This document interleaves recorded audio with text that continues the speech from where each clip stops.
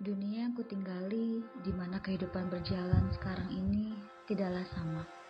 Suasana lingkungan menjadi lebih sepi.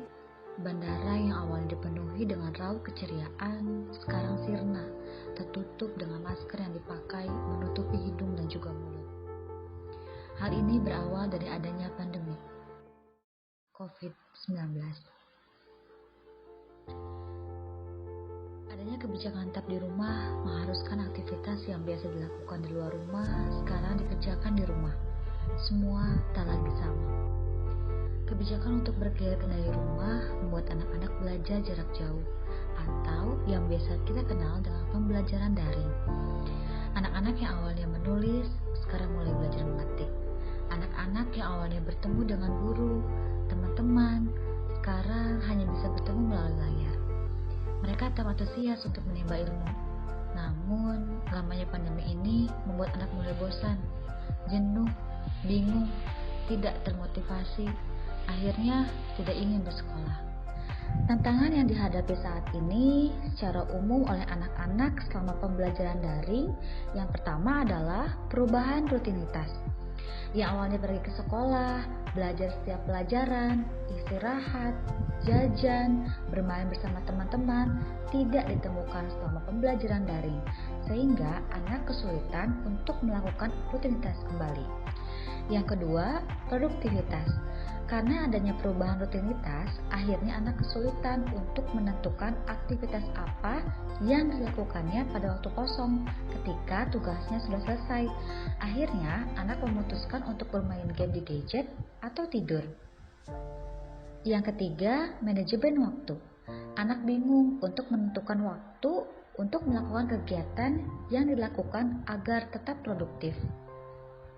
Dan yang keempat, motivasi. Belajar secara daring membuat anak mulai bosan, jenuh, dan akhirnya berpengaruh terhadap motivasi anak dalam belajar maupun mengerjakan tugas. Pada akhirnya, anak cenderung santai dan sulit untuk mengikuti pembelajaran daring. Dari tantangan tersebut, kita perlu beradaptasi dengan kehidupan online karena tetap sehat baik pikiran maupun tubuh sangatlah penting, terutama dalam kondisi saat ini. Oke, tips yang pertama yaitu mengurangi distraksi. Hal ini dapat dilakukan dengan cara adaptasi lingkungan belajar anak dimulai dari memposisikan anak menghadap ke dinding yang polos. Hal ini untuk mengurangi distraksi penglihatan. Kemudian menggunakan headset untuk mengurangi suara yang berasal dari lingkungan agar tetap fokus terhadap suara guru, serta memilih kursi yang nyaman untuk mengurangi efek dari duduk yang lama di depan layar. Tips yang kedua adalah memilih posisi duduk alternatif seperti duduk yang ergonomis, yaitu duduk dengan posisi punggung tegak, leher tidak menunduk, jarak sekitar 30-50 cm dari layar, siku dan lutut 90 derajat, kemudian menggunakan big bag atau kursi yang empuk agar lebih rileks, maupun di tengah pembelajaran melakukan posisi tengkurap selama 5-15 menit, dipastikan siku menekuk dan kepala terangkat. Nah, kedua tips ini bertujuan untuk meningkatkan fokus dan kesiapan siswa selama pembelajaran daring. Tips ketiga adalah body breaks, yang berarti mengistirahatkan tubuh dari aktivitas yang dilakukan agar tubuh anak siap untuk melakukan aktivitas kembali.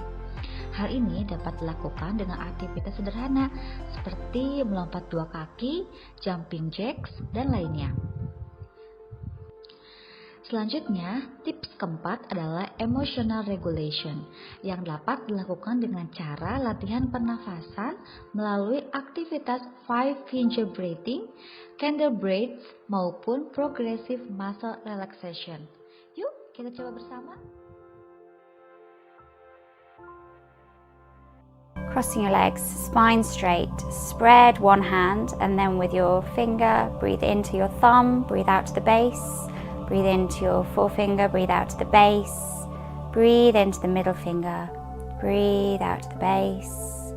Breathe into the fourth finger, breathe out to the base. Breathe into the little finger, breathe out to the base. Breathe back to the top of the little finger, down to the base. Breathe into the ring finger, breathe out to the base. Breathe into the middle finger, breathe out to the base. Breathe into the forefinger, breathe out to the base. Breathe into the thumb and then breathe out to the base.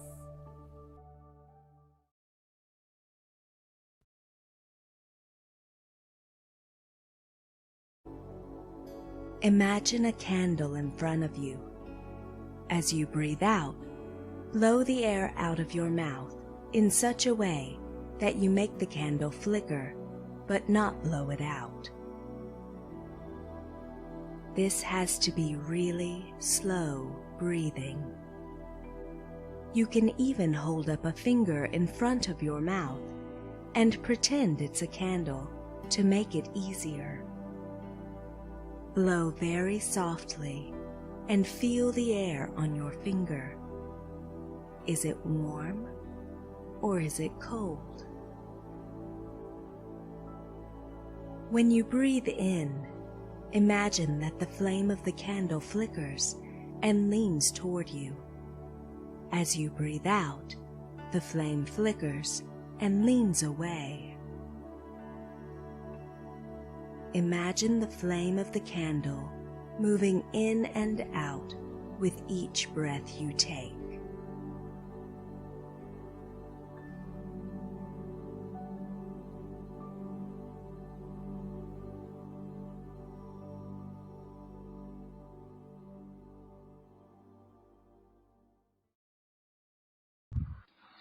Selanjutnya adalah luangkan waktu untuk bersantai. Walaupun anak memiliki tugas yang banyak, tetap luangkan waktu untuk bersantai, seperti membaca buku cerita, menggambar, maupun aktivitas-aktivitas yang anak gemari agar anak tetap nyaman untuk berkegiatan. Yang keempat adalah physical self-care. Physical self-care terkait dengan aktivitas yang membantu fisik kita agar tetap bugar dan sehat. Ada 3 aspek mendasar yang perlu kita perhatikan, yaitu yang pertama adalah tidur yang cukup. Tubuh kita memerlukan istirahat yang cukup setelah aktivitas yang kita jalani seharian. Tidur yang cukup dan berkualitas sangat penting untuk kesehatan tubuh, fungsi metabolik, dan juga otak kita. Waktu tidur setiap orang bervariasi tergantung pada usia. Orang dewasa rata-rata 7-8 jam, sedangkan anak-anak kisaran 9-13 jam. Yang kedua adalah makan makanan yang seimbang. Asupan gizi yang seimbang dalam makanan yang kita makan merupakan hal penting yang menunjang kesehatan seseorang.